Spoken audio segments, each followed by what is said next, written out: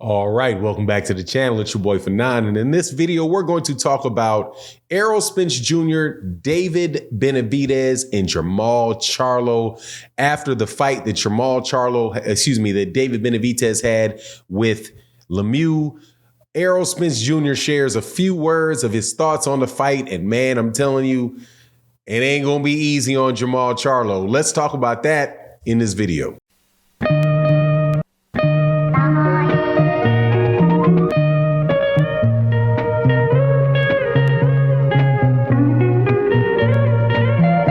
All right, welcome back to the channel. It's your boy Fanon. In this video, we're going to be in the 168-pound division talking about David Benavidez and Jermall Charlo. If you guys didn't see, I'm sure you did last night, David Benavidez fought David Lemeiux and knocked him out, I do believe, in the third round.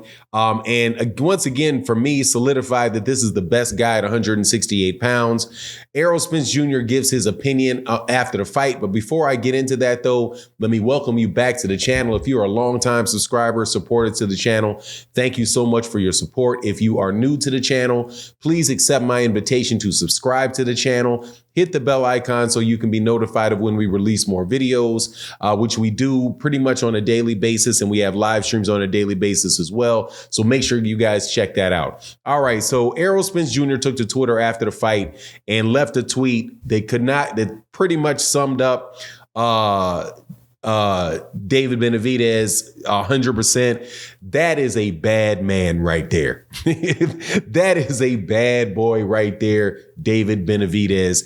I've been big on David Benavidez for several years before he won a WBC championship. Pretty much I first heard about David Benavidez when he was sparring Manny Pacquiao when he was an amateur, very young kid. He has another brother, Jose Benavidez, that was rising up in the 140, 147 pound ranks, wound up getting stopped by Terrence Crawford a few years ago. But that's when I became aware of David Benavidez, and pretty much from the first time saw David Benavidez, he seemed to me, I felt similar in a similar way that I feel about Jerron Ennis now, that this guy is just going to be a very special fighter and will be the best fighter in the weight classes that he's in. And my opinion has not changed on that.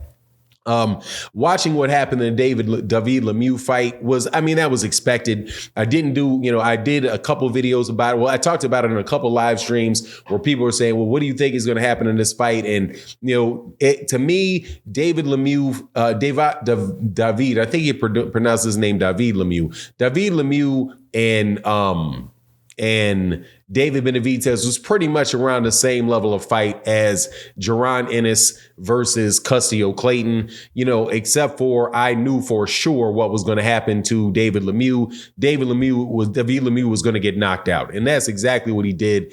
Got knocked out, I do believe, in the third round, early part of the third round.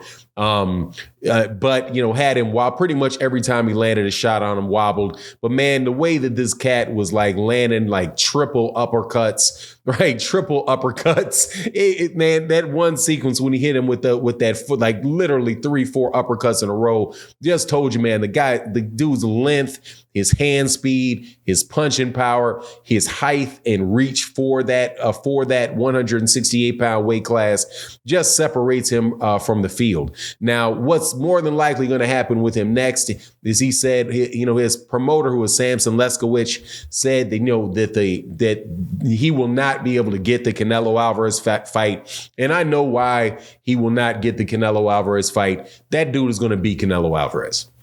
That dude right there is going to beat Canelo Alvarez. Canelo Alvarez is, and I know there's going to be a lot of people that are going to say, oh man, that's crazy.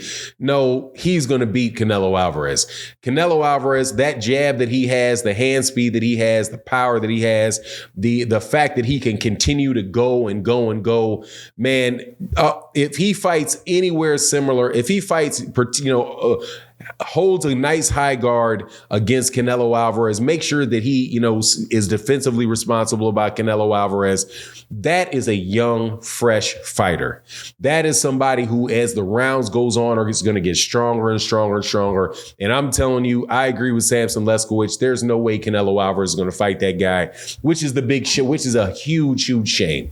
Also, Jermall Charlo, very difficult fight. Very, very difficult fight for Jermall Charlo. I have to pick David Benavidez to beat Jermall Charlo if those guys fought as well.